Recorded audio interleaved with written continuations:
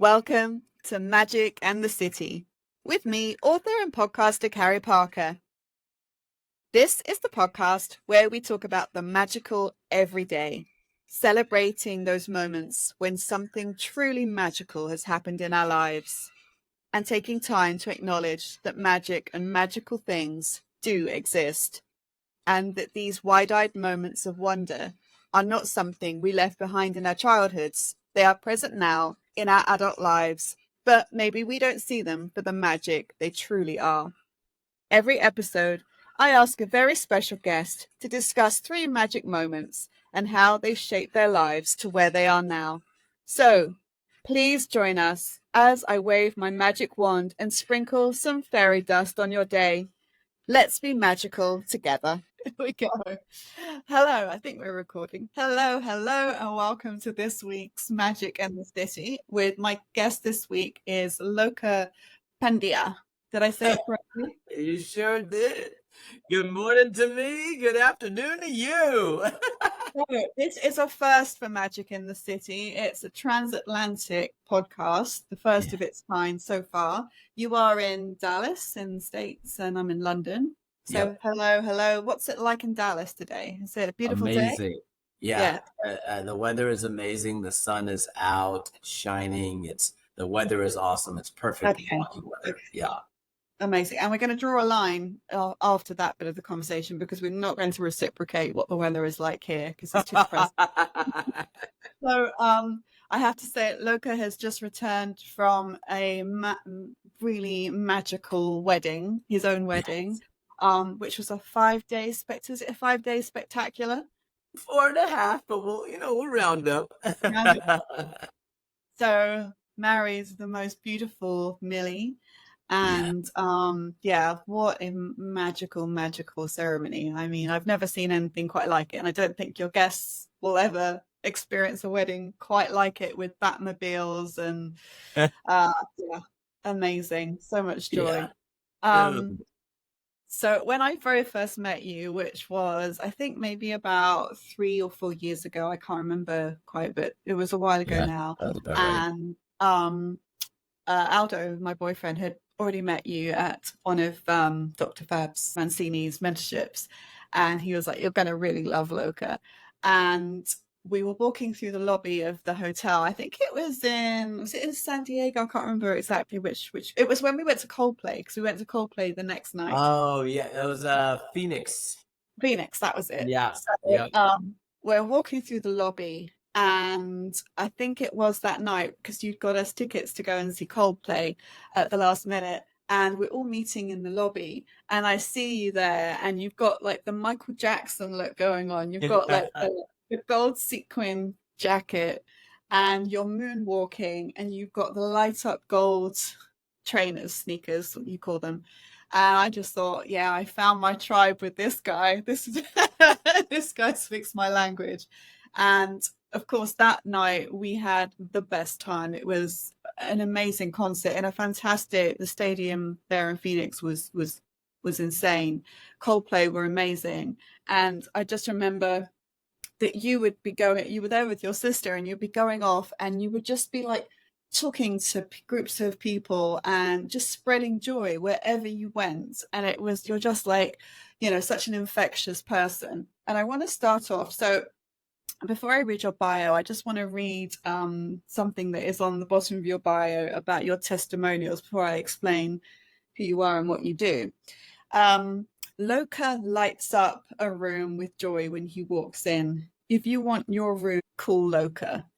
And that really is, and I've experienced that many times over. And when I was preparing for this podcast, I was like, right, got the microphone, got the ring light, got my notes. What else? And I thought, bubbles. I need Yes. I need bubbles because no one else, Loka. So Loka is a motivational coach. And let me read it from this. You are a life coach and a motivational speaker. And so you started off your business life pretty early at 17, and my oldest son is just 17. You went into business with your brother, who I guess older brother. Year younger, year Oh, younger. yeah, younger, Yeah. right.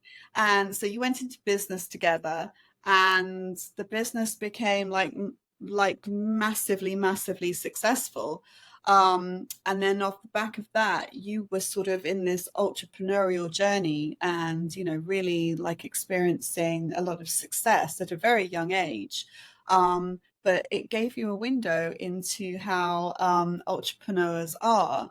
And I'm guessing your perception was that they weren't very happy. There was a lot of work that needed to be done there. Tell me about how that part of your journey started. Yeah, when I was 17, my brother was actually a bit more driven than I was. Get out there. And so we Wow. started a specialty retail business there.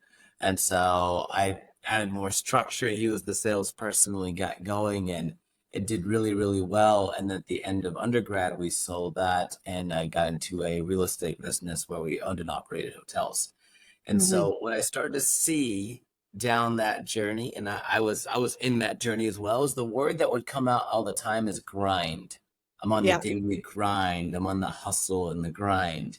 And I would see everybody around me. They were all doing the same thing. So it made sense, right? Like go out there, work hard, work the 80, 100, 120 hours a week. Um, but you can only do that for so long Yeah. before you start to realize that there's no joy in that journey. Mm. And so that's the biggest thing I would see. I would see entrepreneurs around me that would just work, work, work. Then they would drink, drink, drink, Mm. to reduce the stress. Yeah. They weren't even full blown alcoholics. It was just like, hey, okay, this is the escapism to kind of get out there because you are working so much. And then when we hit those goals, we're like, yeah, we did it, right? We did it. But that would last a day, a week, a month, three Right. months tops. Yeah. But we had lost all that joy in the journey in that process. And Mm. so, and I've seen that actually. My own coach, who coaches me in business, he tells me all the time that sometimes the entrepreneur has to get to that pinnacle. And I've seen this so many times over and over again, but people like, well, now what? Yeah. Okay, now what? And they either are a little lost, they start to reflect and regret, or they see it, they're like, okay, well, they chase the next goal. And Hmm. so as you see it go later down the road, especially when the pandemic came around, well, hotels took a hit. Yeah. And Yeah. so now you have all these hoteliers with all this time and anxiety and feeling overwhelmed. And that's kind of my journey where I had been getting into the joy journey. My story is I lost my mother to suicide at 13. So I was kind of forced to look for joy as I was building a company. Mm. And it took a while. It took a couple decades to really get to the most joyful version of myself. And so when the pandemic happened and I saw people now, anxiety coming up, overwhelmed, stressed, I'm like, okay, I was grounded during that time because I learned everything from my journey. And so then I want to start teaching people what I had learned and saying that joy isn't this or that, it's this and that. You can have joy while building a multi-million-dollar company. You can have joy while spending time with your family. You can have joy no matter what you want to do out there in your life. Sprinkle it with joy because the more joy you do, the more joyful you become. Yeah. And also, the more joyful you are, the better you are at manifesting because you're Yeah, putting so much more energy out there than if you're just like meh about things. yeah. The attraction just comes. The It does. level of it's Love not flows. how many connections I've had, it's the quality of connections that have come to me as I've been in my true joy. Hmm. Because people do business with people that they like. Yeah. Well, who doesn't like joy? You Yeah. know? And who So, is attracted to joy and yeah, joyful things? You have to be very, very grumpy to be like, yeah, not for yeah, me. Um, so let's talk about your recent marriage, and let's talk about your love story for a moment because I believe, like attracts like, and there you are putting out all this joy into the world. And when I met you, you're a happy bachelor, but you were single, yeah. and now suddenly you're married and it's been a massive whirlwind. Tell me about your joyful story of how you met. your beautiful wife? So I met the amazing Millie actually back in 2010, Uh-huh. when I was not in my joy. When I was going through my trials and tribulations, I met her at a wedding. We kind of become friends, more acquaintance friends. She grew up with my best friend's wife. And so when I would travel to Houston, Texas, where she was going to optometry school, we'd all hang out. But at the time, she was in a relationship and I was in and out of relationships. And so our journey kind of went the way it went. One random time, she was actually driving through Dallas. And Yeah. so one of my friends was like, "Oh, why don't you just crash at Loka's place?" So we had a third bedroom. She crashed there. I spent like 15, 20 minutes with her. She was exhausted. She went to sleep. And that was the last time I saw her for, I think, 7, 8 years. Mm. Um, and then she just ended up moving back to Dallas, Texas. And so she said, "Hey, by the way, I'm here in town." And so the funny thing is, I've got a friend that really wanted to get married. And so I was like, well, maybe it should be good for him, you know? Oh, Yeah, I wasn't thinking about myself. I'm like, okay, cool. yeah. But then when I had my first conversation with her, we talked about our journeys. She'd gone through her trials and tribulations. I'd gone through mine. And I said, "So what are you thinking now?" She's like, "All I want to do is travel for the next year and have nothing to do with men." You know? I'm like, Yeah. okay, cool. I was like, all right, I'll get her acquainted to the city, introduce her to some friends. Because she asked me and she said, "What about you?" I was like, "Yeah, I'd love to get married at some point, but I'm not counting on it. I'm just in my joy doing my thing." And so we ended up spending more and more time together. And then naturally the friendship turned into something more. But the biggest thing that I didn't realize is that I was continually looking for the love of my life. And Mm. after I met Millie, I was like, no, the key was to find the joy of my life. And when I Mm. found the true joy within myself, I brought in somebody, I manifest someone, I called in someone that was the joy of my life. We have so much joy together. And that's what I tell people. I was like, a lot of times we don't exactly, there's so many different types of love, but we'll stay in a toxic relationship in the name of love. But Yeah. if you look at your relationships of, is this bringing me joy most of the time? Because you're not going to feel the joy all the time. But if Mm. 89% of the time you're feeling joy from this person, that's the person you should be with. Yeah, absolutely. I heard this great quote, which is the person you should be with is the person who makes you feel how you feel when a waiter and you're really hungry and a waiter comes towards you with like your favorite meal and puts it in front of you. That's the way you should feel about your person. Should be like, Yeah. wow. So Yeah. This is um, delicious. so I want to start talking about your three magic moments. I mean, I think we're probably going to go way over three, but let's try anyway. So sticking with the theme of the wedding, one of your magical moments happened just last week. Tell me about that. So it was incredible. We had an outdoor wedding, Mm. and literally, like, we've just, outdoor wedding, it's all about rain, and April showers brings May flowers. And so for a month I was checking the weather. And as it got closer, it was sunny. And then it got closer, it was cloudy, but like good clouds, because it seemed like it was gonna be hot. So I'm like, oh, the universe is conspiring to have this amazing wedding. Yes. They realize it's gonna be hot, so they're gonna give us some shade with the clouds. Great. Literally the night before the wedding, there's no precipitation, no chance of rain at all. Zero Mm. chance of rain. Great. Awesome. Well, it ended up raining the day before. And so they were like, I don't know if we can have this wedding outside because the floor is damp or the ground is Well. damp. So we want to push forward, whatever. Like the universe is going to help us. Well, the day of, we take these beautiful pictures outside. And as soon as we come inside, it starts to drizzle. Now, in our tradition, we have a procession called the Barath. What the Hmm. Barath is, typically the groom comes in on a horse and we all dance on the way in. We're like, we're here to grab our queen, and people said y'all look very royal. I was like, oh, we're royalty, right? The Joyo King and the Joyo Queen. And so the whole procession happens outside, and so it starts to drizzle just a little bit. And the my friend who's the wedding planner, she comes to me. She's like, "Hey, there's a light drizzle outside. Do you want to cancel this procession, the barat?" I said, "I don't care if it's pouring down rain. I'm having it." She's like, Yes.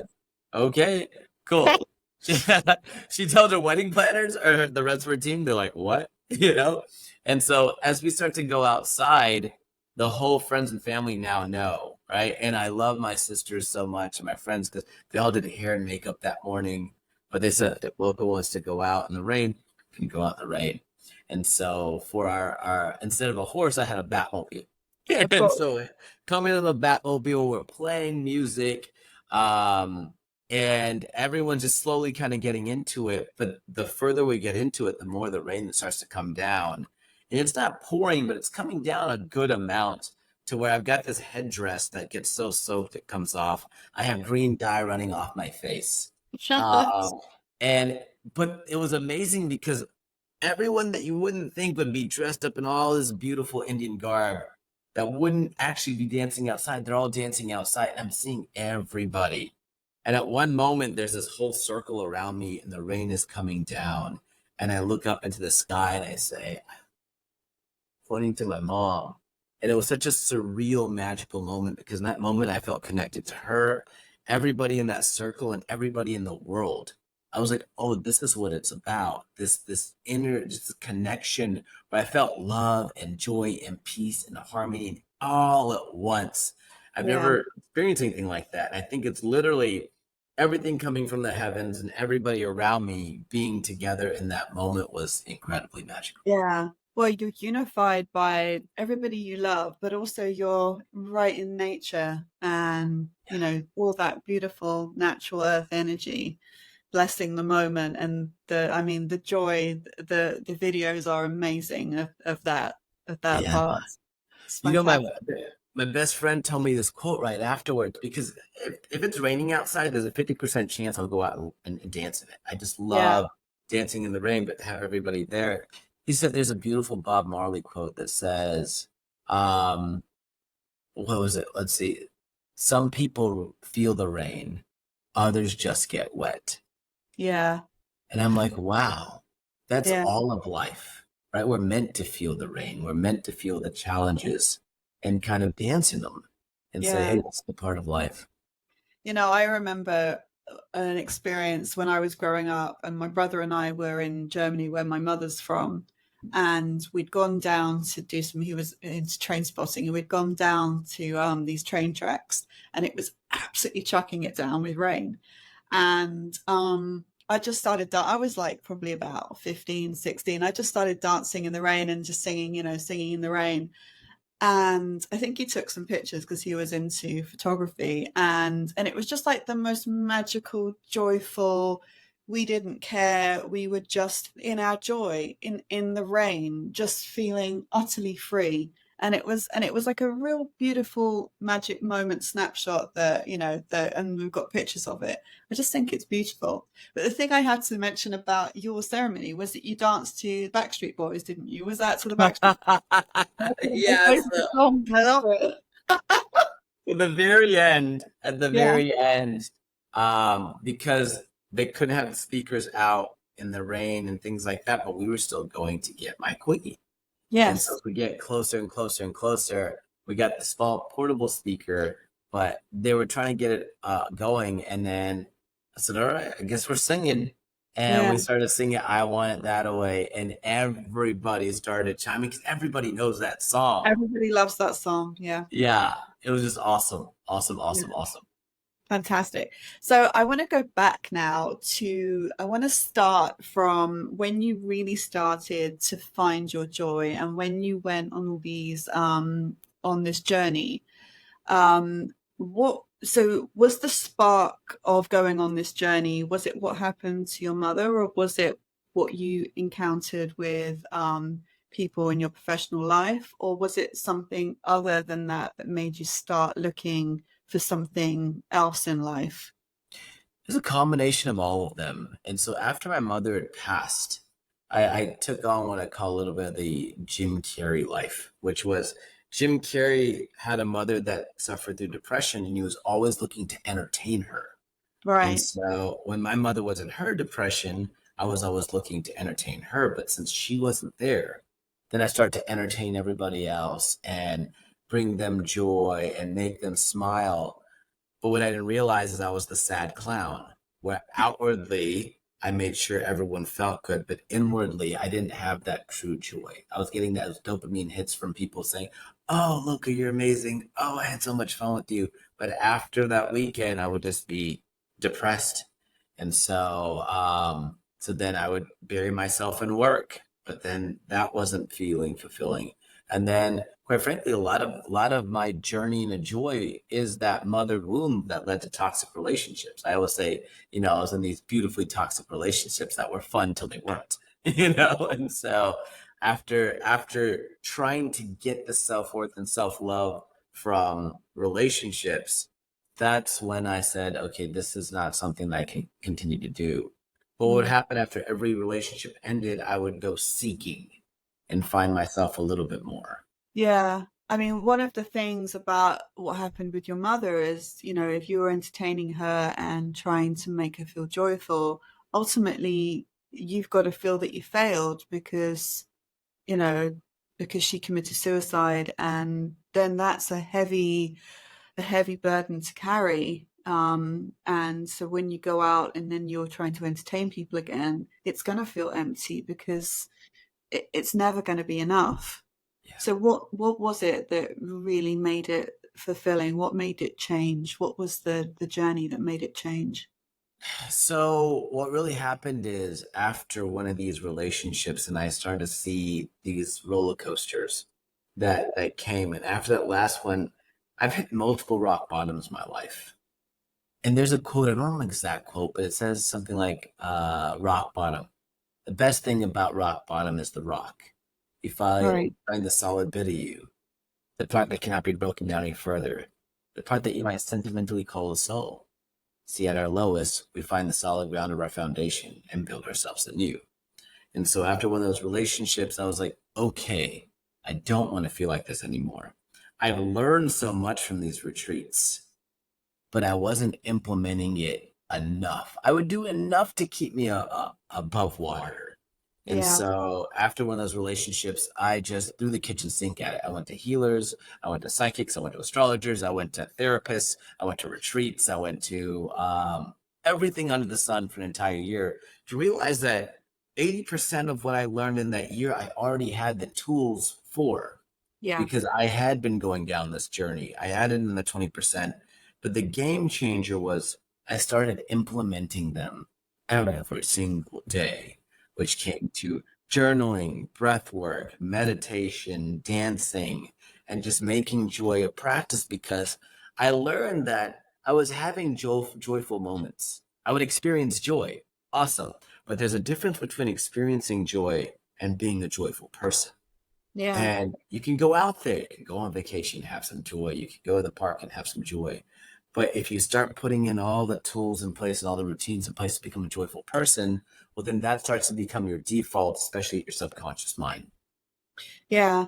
And also I think there's a Native American story about the gods trying to hide a piece of very important information from humans.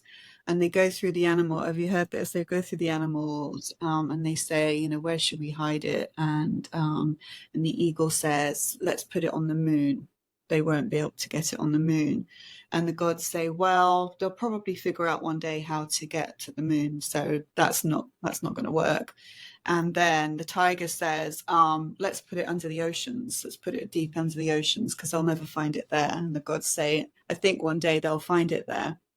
And then this little mole, this blind mole, says, put it in their hearts. They'll never think to look for it there.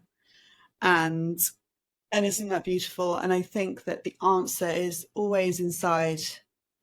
It's always inside us, but it takes, certain people or certain situations or a mixture of, a special brew of lots of things to make us realize that we've got the answers within and to get it outside of us and bring it into the world.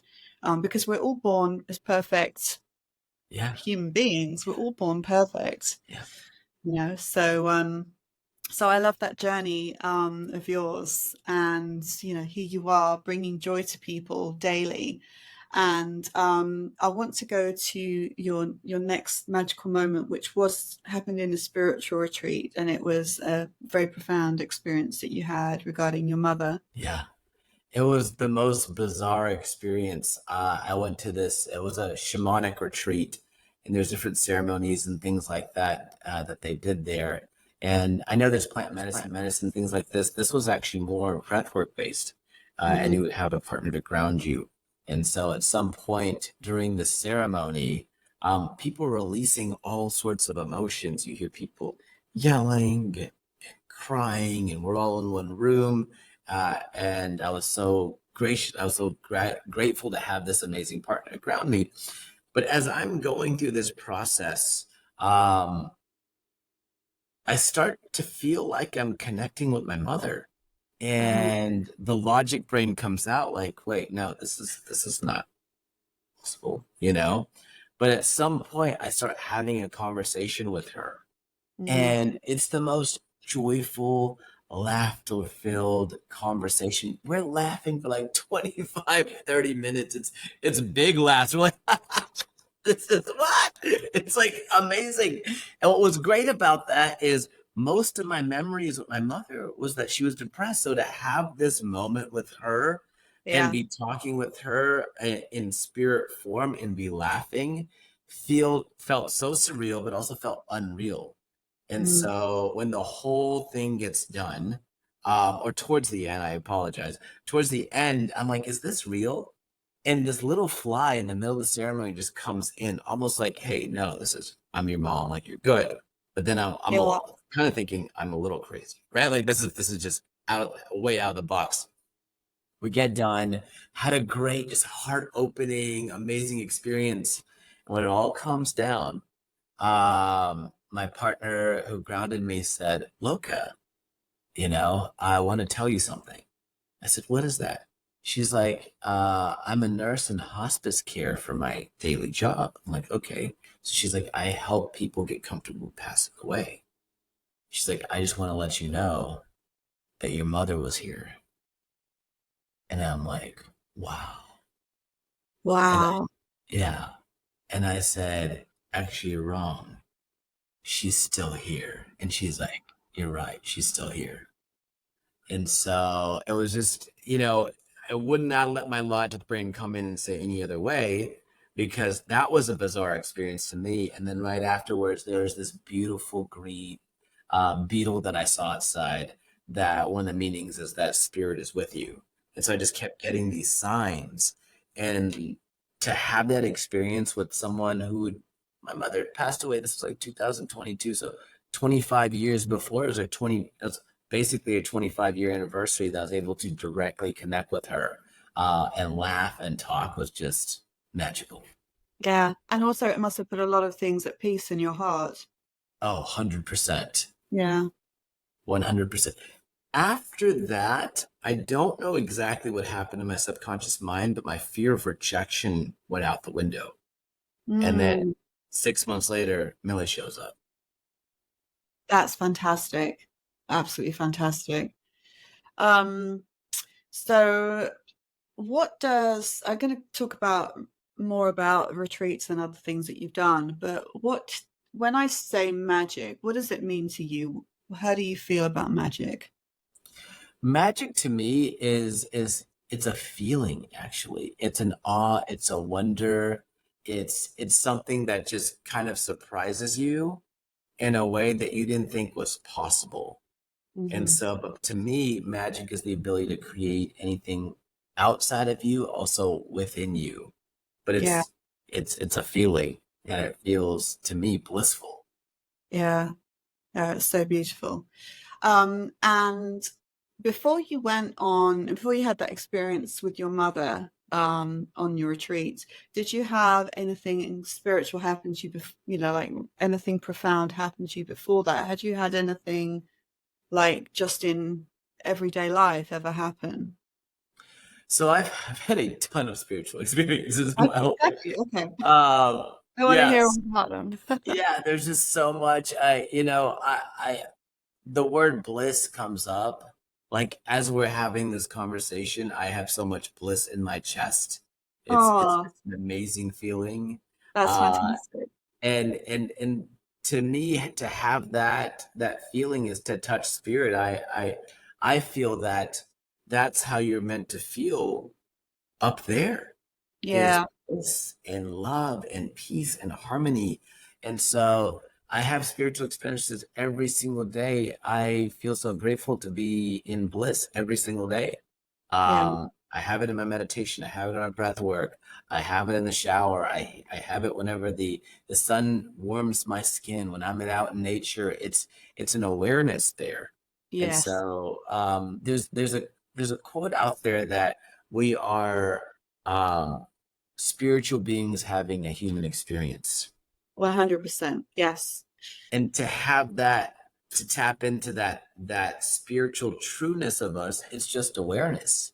And so I have that on the daily, but then also I've had some out of body experiences where I was with Millie, we were just laying, kind of meditating, and I just felt out of this world. Like I just really felt like I went up and out and I closed. And it was so interesting because I went up and out, yet so deep within myself.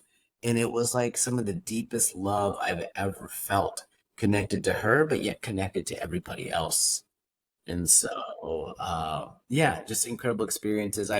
I've been gifted the ability to speak to my mother through a psychic medium that has become a friend of mine. Oh, And that's its own spiritual experience. And yeah. so, but yeah, there's so many. I just have to recount how many. Like I Yeah. said, it happens daily, which I'm so grateful. Yeah. So you talk about we're going on to your next magical moment, which is about meditation and breath work. And those very special moments. Tell us a bit about especially breath work, 'cause not everybody might not know how breath work works. Yeah. Yeah. So the type of breath work I do is called pranayam. Hmm. And in our culture, prana is life force. A lot of the Chinese will say chi, as you have your chi. This is prana. It's as soon as you take a breath, whenever you come into this birth or when you leave, you're breathing on the way in, you're exhaling on the way out. So what breath work does is it helps the mind, body, and soul. It's actually something that I didn't realize how important it is because you get very deeply connected with your soul Yes. whenever you're doing breath work. And there's different types that you can do. I do 8 different breath works every single morning. The whole thing takes me about 20 to 25 minutes. Mhm. Um, but we're in this hustle and bustle of life, and Yes. so the thing I hear the most is, oh, it's so tough for me to meditate. It's so tough for me to meditate. I can't focus. I can't focus. And I tell people there's different types of meditations. There is one to focus, but there's sometimes just sitting for meditation allows thoughts to release. But what's amazing is when you do breath work, it actually brings your mind to a calmer state. It Yeah. brings your body to a calmer state to where now your mind and your body, you're like in a calm state. And when you're in that calm, peaceful state, that's when you get to connect with your soul. Mm. I tell people, think prayer. When you're in that deep prayer, you feel very connected to yourself. But if you're in Yeah. that deep prayer and you're like, is there something in the stuff? Someone asked me Yeah. their homework. Right, like, right. You're not gonna feel connected to the soul. And so what breath work does is helps calms your mind and your body to get to that soul. And a lot of times you'll just have stuff come through you. I speak on joy, and stories will just come through me, or solutions to problems just come through me because I have calmed everything else. And Yeah. so, and the other thing that's cool about the breath work that I do is that there's something called panchakarma in the Ayurveda. Ayurveda is like an Eastern modality of medicine and health. And so panchakarma helps detox and cleanse your entire body. You can go for a week, you can go for 3 weeks.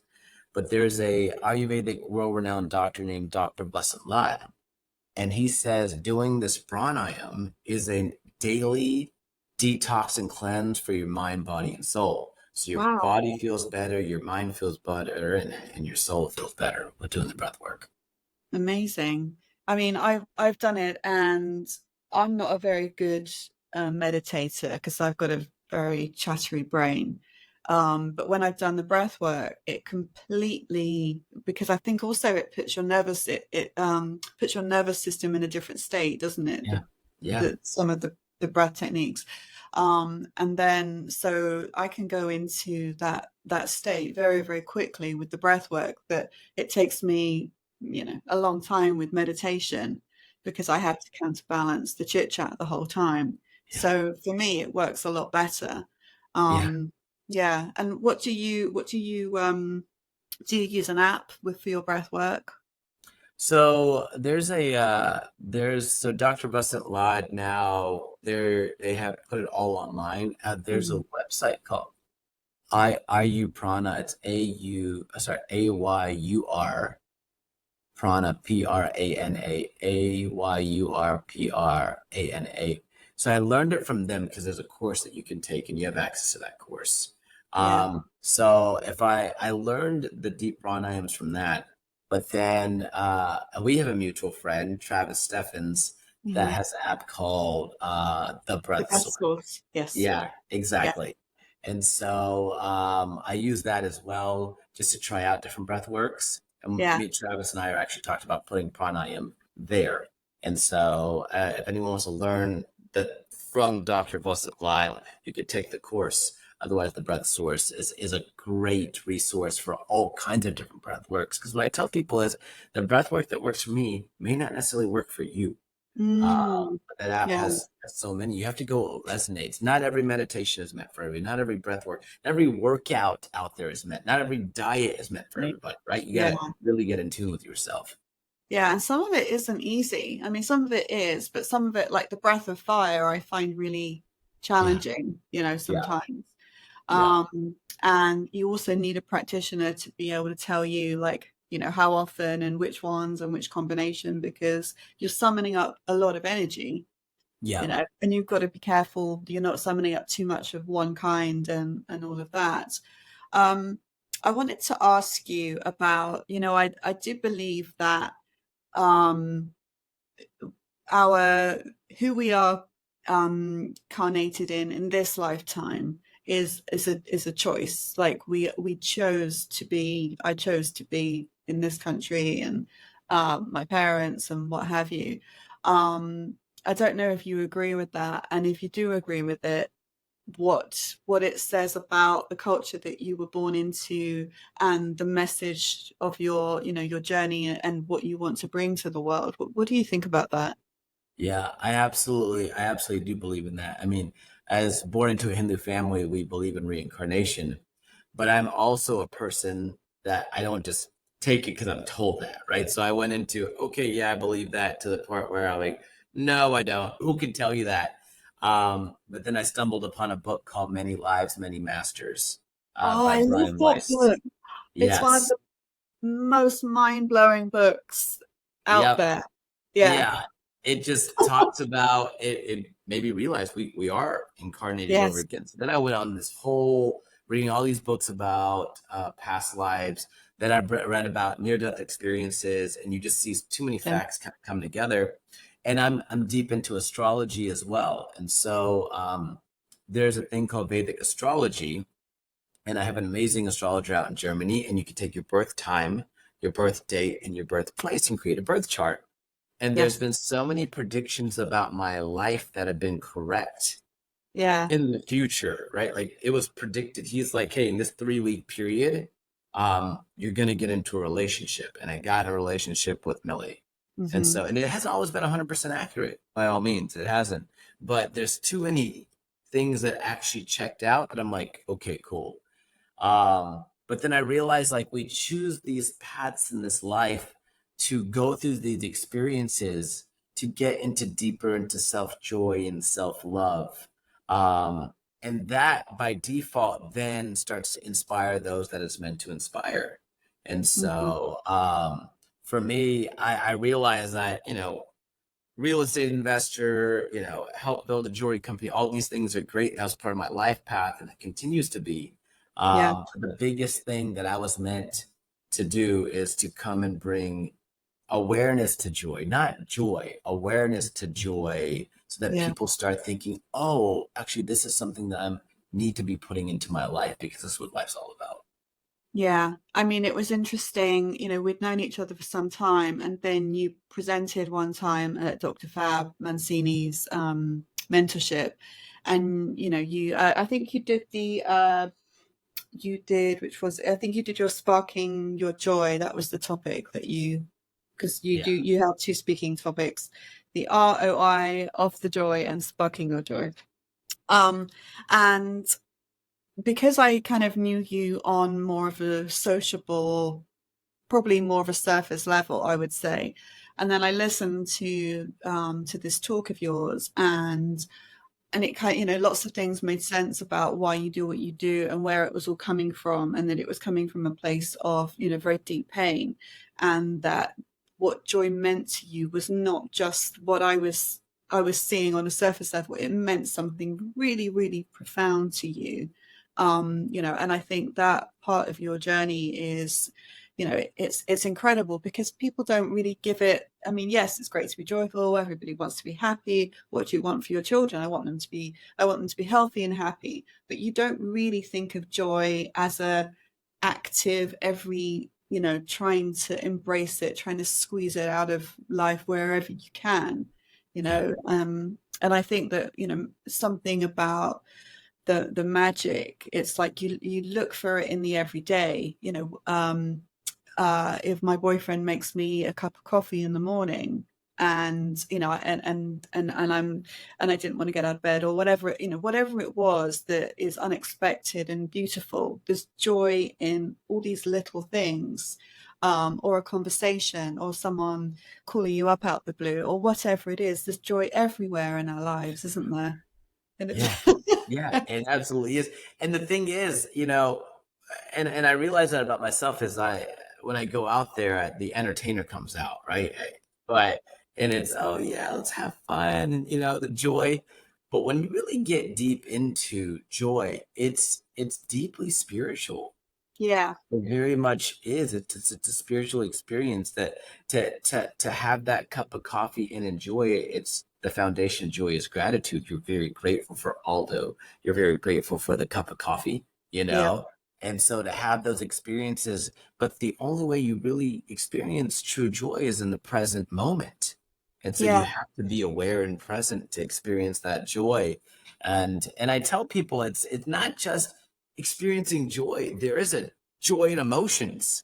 yeah, Like there's a anger and excitement are cut from the same cloth. You get anger, you experience it. Oh, explosive, excitement, explosive. And so I always tell people we're this paint bucket, really cool paint bucket. We're these artists, and we experience anger, right? You throw a little red in there, and then toss it out. Like okay, cool. Throw a little sadness, a little blue in there, and then toss it out, and then a little anxiety, a little brown, toss it out. Put some joy, yellow. Put some happiness, orange. That's great. You put it in there, experience it, toss it out. But what we do as humans is we put the anger in there and the red, and then we put the yellow of joy, but then we put the brown of anxiety, and we put all these colors, but we don't toss them back out, and yeah. then it starts to turn black. Hmm. And then that's when all that, either whether it's trauma or emotions, all that build up inside of us. And so now we go from the joy that we're born with is an angry person that experiences anger, right? Now they're an angry person who experienced stress. Well, now they're a stressful person. Anxiety, now they're an anxious person because all this stuff is built up inside. And so we're meant to clear that out by talking to people. Yeah. Journaling is a huge thing, talking about how you're feeling, and really letting that out. But just, I remember you brought up that Native American story. There's this shamanic sort of, they would talk about in shamanism, if someone came out and they were depressed, they would Mm. ask them a handful of questions. They said, when's the last time you sang? Huh. When's the last time you danced? When's the last time you told enchanting stories? Yeah. The last time you did something creative? Because I tell artists all the time, because artists like journaling. I'm like, journal your emotions on a canvas, on a Yeah. sculpture. Journaling doesn't have to be pen to paper, you Yeah. know? I know people that journal when they're running. They run and they just go through everything and they'll talk it out loud. Like there's so many different ways to journal. There's so many different ways to meditate. Find the one that resonates with you. Do you know that I think it's Japan? If you're depressed and you go to the doctor, they send you to the forest, like you sent to the forest for like three Forest weeks or bathing. something. Yeah. Yeah, forest bathing. How amazing is that? Yeah. It's like we're Yeah. so detached from nature in our modern society. Yep. And it's like the smallest things because you go outdoors and the trees and the plants, they all release plant oils. And those plant oils are proven that when we breathe them in, it increases our oxytocin levels by about 40%. And so that's what I mean. But also there's the colors and the vibrancy and the sounds and also the frequency of nature because the frequency is the same frequency as our heart's frequency. And Hmm. so we feel like kind of like on a level playing field when we're out in nature because you know, we are at peace. And so there's so much I think, that we don't even really understand about the significance of how we can find our joy out in nature. I don't Oh, think it's any mistake that all these retreats happen in beautiful out the way places, usually in yeah. a jungle somewhere. So 100%, 100%. I mean, you're yeah, right. Even for me, like, especially when I was first starting to speak, it'd be amazing if we had a jungle out here.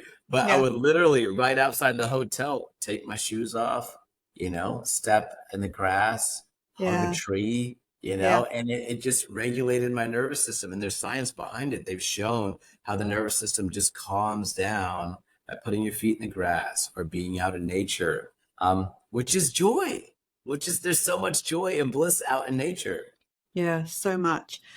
Right, so I'm just going to have a quick look at the other magical moments you had. You having a shower. Tell us shower meditation. That sounds interesting. Come on, tell us about that. Yeah. So I learned this through what do you call his name? He wrote the book Men Are From Mars, Women Are From Venus. Oh, yeah, John, I went to this retreat. I'm a retreat junkie, clearly.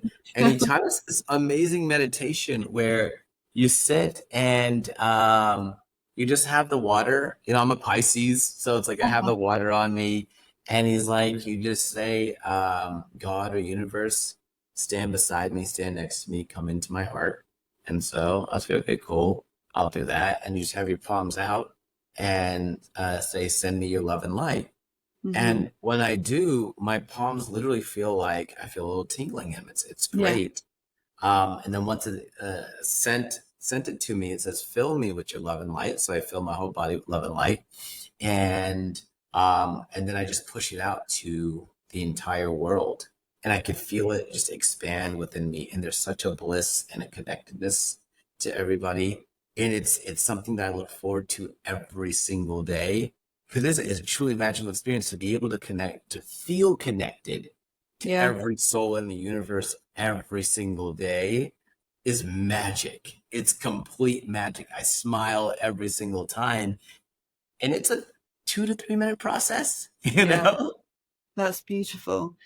And I mean, what do you think about like the collective consciousness? We are all, I believe, connected on an energetic level, every Oh, soul on the planet.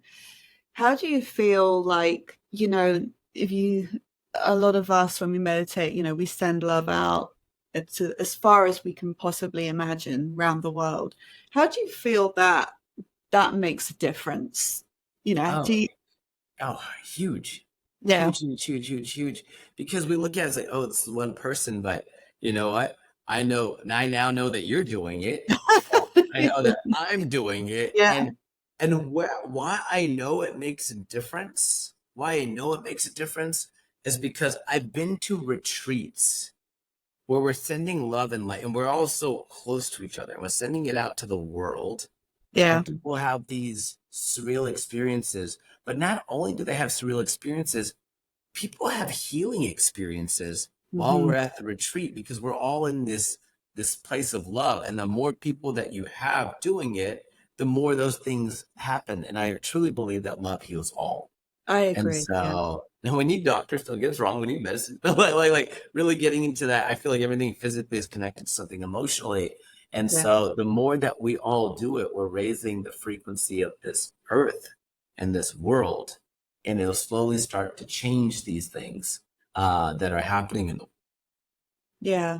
And I think, very important for people that have had any trauma in their lives, that they do, like your example, and you heal, you get it healed. Because if you don't, then it's gonna manifest somehow in your body, and you're gonna have something serious happen to your Mhm. body, because you Mhm. haven't processed. And it's emotion isn't meant to be carried. It's not meant to be stored in our cells. It's meant to be released, and it's meant to be, just like animals. Like, they don't carry around the memories that Yeah. much of something bad. They live in the moment, and they think Yeah. we need to They be shake it off. Right? They're like, yeah. healthy. I mean, Oh, and kids do that too. yeah, and Kids they do do. that too. It's Yeah. it's it's all these emotions that we're I learned it best with my nephew. I still remember I came into my sister's place and he was having a stage 5 meltdown. Like crying, letting it go, like bashing on the ground. And I'm like, what did you do to him? She's like, we paid him a compliment and laughed afterwards. He thought we were making fun of him. Oh, And I'm like, oh my gosh. And so I'm not a parent. So I'm like, this is very early on in our journey. So I'm very entertained on how this is going to happen. And she just let him do his own thing. yeah. Okay, cool. And what was so bizarre to me is he's bashing, bashing, bashing, bashing, bashing. Finally, at some point, he starts to come to a slow simmer and he kind of just like takes a little bit deeper breath. He hears the kids playing upstairs, smiles, Hmm. gets up, wipes his tears off, and goes to play. Yeah. That whole ordeal was about 90 seconds long. Yeah. Didn't take that long at all. Later on in life, I learned that the emotion of anger, or most emotions, chemical physiological reaction in our body, lasts 90 seconds. Mm. So he knew, I have anger, let me shake it out Yeah. and then get back into joy. It's just Yeah. that simple, you It's know? It's possible. just that simple. Yeah. Taylor Swift was right. Shit, shit, shit. What, I love what, that. what was the Taylor Swift song that was sung at your wedding? That was a love story. Oh, Yeah. oh, What's amazing about that is she's saying that, and 14 years ago, yeah. because my niece performing it at our wedding. 14 years ago, me and my sister performed it at that sister's wedding. So No. yeah, we performed a dance to that song. And so Cool. 14 years later, she produced a child. Says, okay, I saw your performance. I'll raise you a singing performance. So the baton is being passed on down the family. Yes, Yes. yes, Taylor Swift yes, yes, baton. I yes. love that. I love that. So Yeah. I want to talk about two things before we finish. First of all, I want to talk about what you're doing in the world as a motivational speaker and a life coach. I want to talk about like how you like do people come to you? Do you approach people? What's the usual process of how you start working with people? And second part of the question is, tell me about the difference you're making in people's lives. Oh, great question. Thank you. Thank you. Thank you. So, as I've gone on this journey, I've had just people come to me from the coaching and the speaking side. And I think it's one of these things that you start attracting these things as you start to put it out in the universe. And so I'm actually now creating, it's been very tactical with the coaching, as I see things rise. I'm starting to create a complete structured system to joy, which those two don't usually go on the same sentence, like structured joy, right? Yeah. So I'm in the process of creating that. But right now it's very tactical. It's people that are looking for joy that'll come talk to me, and that's how we get started. Speaking is the same thing. I've just I think when you are joy and you just want to help the world and you've done it for such a long time, when people start hearing this is what you want to bring to the world, they just like, let's put you here, let's put you there. I spoke at a conference just yesterday, and after I spoke there, they're like, hey, we want to have you here, we want to have you here, we want to have you here. I am now taking a more structured approach and now reaching out to Chamber of Commerces and things like that Yeah, to get out there because I realize every time I speak, more and more people come up to me and say, I need to hear that. I need to hear that. I need to hear that. So looking to get it out there in the world a lot more. And so I'm always open to more advice on how we get it out there. yeah, Because I'm starting to see the impact. The way I really got into getting deeper into this, I spoke at a university classroom. It was at like 9 or 10 o'clock in the morning. mm, Students didn't look very awake. yeah, I didn't know what kind of impact I was making. Um, but the beautiful thing that happened was at the end of the semester, that professor asks them to write about their favorite speaker. And mhm, I had a lot of people write about me, but one in particular, we'll call her Susie for namesake. Susie wrote me a letter saying, thank you so much for speaking. She's like, what you don't know is I lost my older sister to an overdose 4 years ago. Since that day, I haven't experienced joy at all. And it wasn't until this semester, 4 years later, that I've experienced joy for the first time because you showed me how you took that tragedy and turned it into something joyful and better for the world. P.S. I carry my bubbles in my backpack everywhere I go. And oh I'm like, wow, wow, that was like, okay, my job is done. I've yeah, impacted one soul. But then the yeah, stories keep coming and coming and coming because I was speaking to youth a lot. But mm, then it was the adults in the room that says, I need to hear that. I need to hear that. I need to hear that. I was like, a lot of the younger youth know that. As you get into like that middle school area, that they need to hear this as well. But just having people saying, oh yeah, I need to hear that. And the impact is not that I'm spreading joy. That's what I thought I was doing at the beginning. And I realized, oh no, that's not my purpose.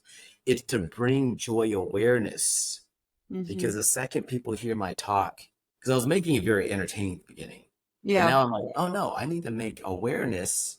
And so people like, okay, and I get texts all the time. I did this joyfully. I did that joyfully. Even someone from the wedding, when the vendors, I met them several months ago, and he's like, I don't know what it is, but since I've met you, the algorithm is I've heard this celebrity talk about joy and that one talk about joy, and I wake up thinking, hey, how can I put more joy? He said, I haven't heard you speak. I've just met you and saw some of your material on Instagram, and it's making me think, okay, where is my life not joyful? Where do I want to put more joy in? And Do you know so, what's interesting about that is that you know that when, I don't know if people are listening, right? Um, but sometimes it happens that you're having a conversation about something, and then something will pop up on your social media, and it will be connected to what you're talking about. Now, if you're talking about good things, then it's going to, exactly like that guy was saying, yeah, you're bringing joyful things in. yeah, So yeah, what an amazing thing, because you're literally using whatever the technology is that's around us that we don't quite know what it is, yeah, use it for the good rather yeah, than the bad. We don't yeah, need gossiping and being nasty and haters. We can be yeah, spreading joy, and then joy will just perpetuate itself. yeah. How's that? You get this idea that just came to my head. It's like, let's assemble a time where we get millions of people right in front of their phones and just say joy, joy, joy, joy, joy. I love joy, joy filled, joyful, joy, joy, joy, joy, joy, and get that algorithm to put nothing but joy Yeah. on your social media. Joy So ads. so what is the vision? What is the point at which you will feel you've done, or do you already feel that you're living your best life and you are and you are I'm trying to say you're living your purpose, or is there a dream, is there something, a vision that you're aiming towards? You know, there was, but you nailed it. I already am. Yeah. And I had this, I'm gonna impact 1 billion people. And that means if I do 1 million people every month, that's 12 million people for the I did all the mathematical calculations and this. And I realized, no, like there's joy is purposeless. There's no goals and achievement with Mm, joy. It just is. And the best reflection I had was when I went to a retreat, and I'm wearing a shirt like this. On the back of the shirt, it says, "Dear person behind me, I wish you the most amount of joy today. From the person in front of you, love you so much." yeah. And I remember speaking at that retreat and talking about all these people I want to impact and, like everything I got to do. And one of the people attending saying, "Loka, do you realize that you don't even have to say a word and you're impacting people?" Yeah. And I said, Wow. "What do you mean?" She said, "I saw at least a dozen people take a picture of the back of your shirt and smile. You come into a room just who you are, and it makes us think, okay, what can I do to get more into this state?" And at that point, I'm like, yeah, it doesn't matter. It doesn't matter. Just be who you are, no matter if it's me or you or anybody. If you just are who you are, it's not the words that come out of your mouth. It's just you existing as who you are. Inspire the people that are meant to be inspired. And Mhm. so I've done one person and then got inspired. And I always have random people come up to me like, hey, people that I don't even know, like, hey, I watch your stories. I feel it. I'm like, that we're there. We're Yeah. there, we're there, we're there. Cool. I love it. And I noticed your groomsmen, they all had on the back of their on the coats, they had, was it exactly what you said about the, It said, it was embroidered in gold. It said, "Dear person behind me, smile. You're awesome." And I yeah. just put, "Be joyful." And because that's what it's all about. I wanted the wedding to be all about joy and not to celebrate us. That was going to happen, but to Mm, celebrate themselves and celebrate the joy. And like I said, I'm so grateful because I had so much love and support during that wedding, but so many people walking away, texting me, "I'm putting more joy into my life. yeah. I see it.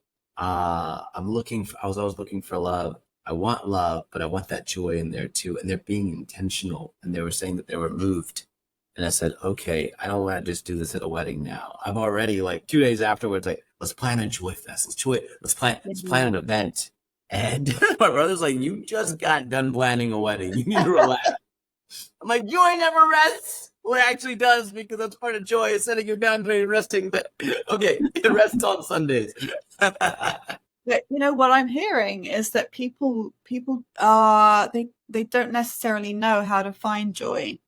Yes. So what about this kind of an idea?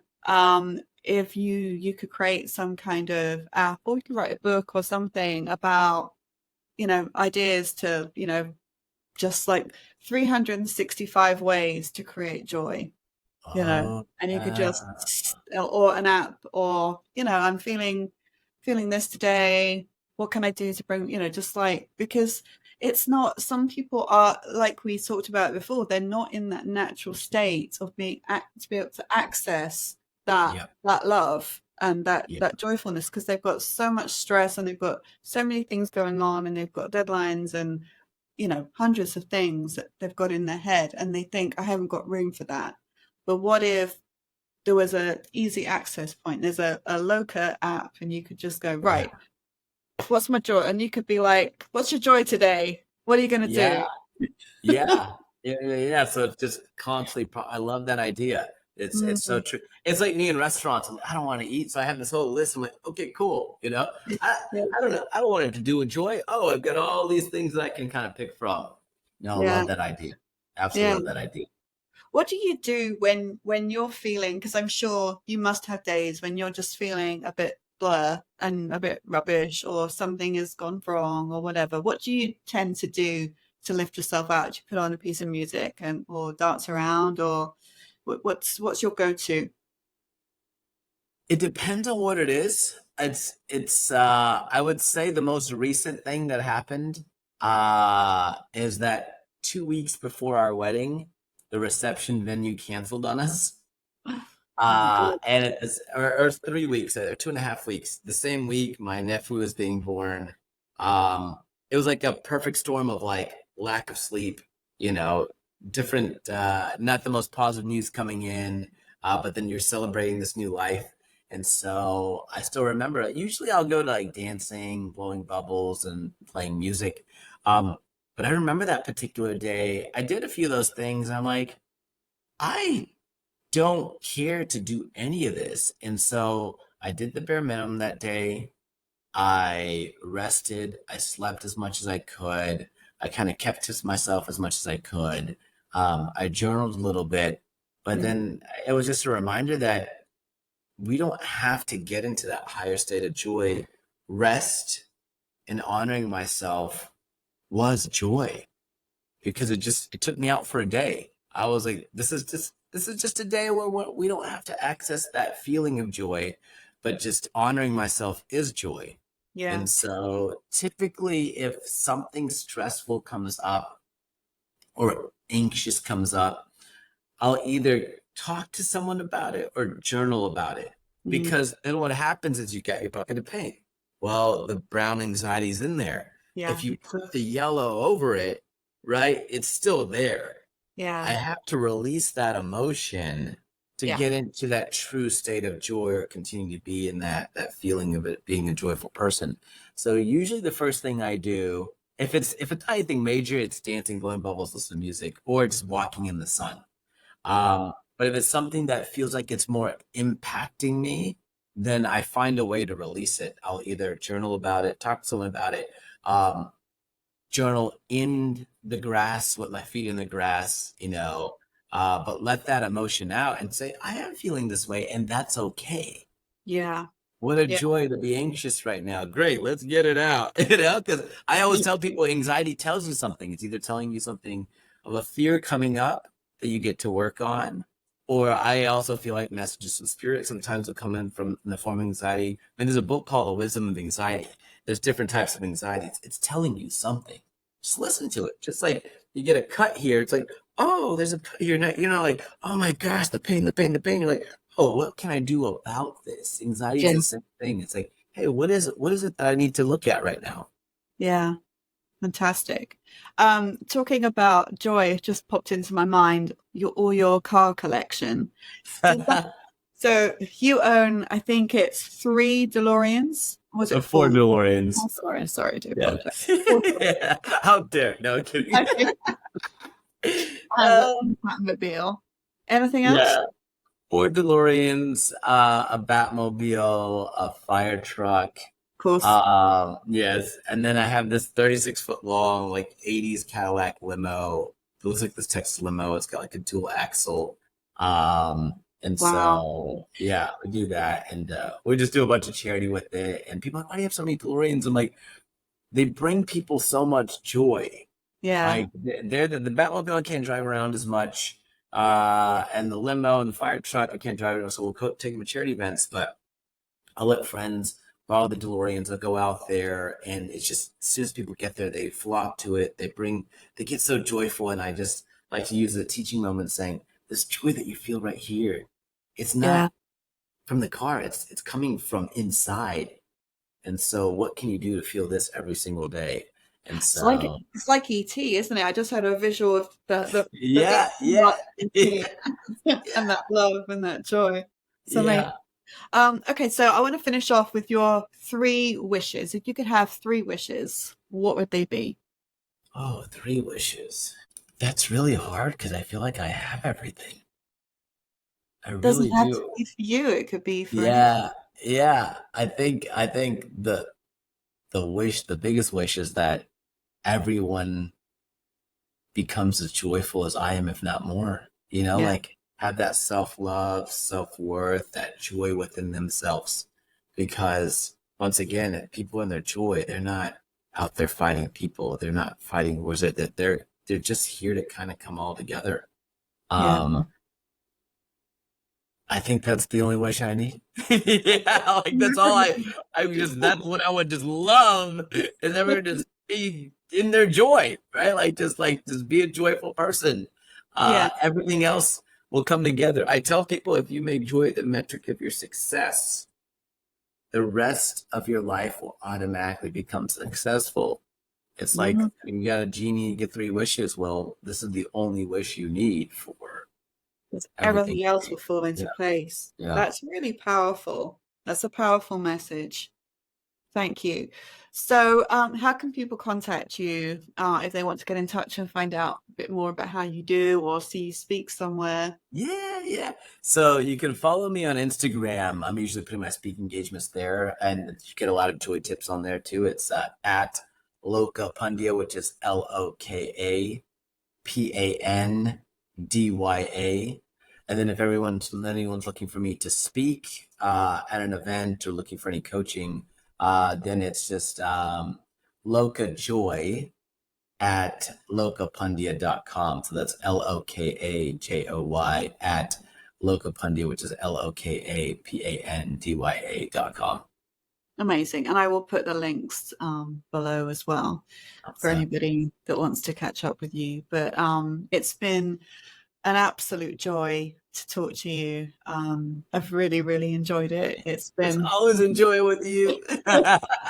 We always have so much fun. we do. So thank you so much for your time. I know it's, your time is precious and you're a recently married man, so got lots of other things you could be doing. So thank you so much and thank you and I can't wait till next time I see you. No, a couple weeks. All right, my darling. Thank you. Bye. Okay. Bye. Bye. If you've enjoyed this podcast, please do like, share, and get involved in the comments. See you for more magic next week. Bye.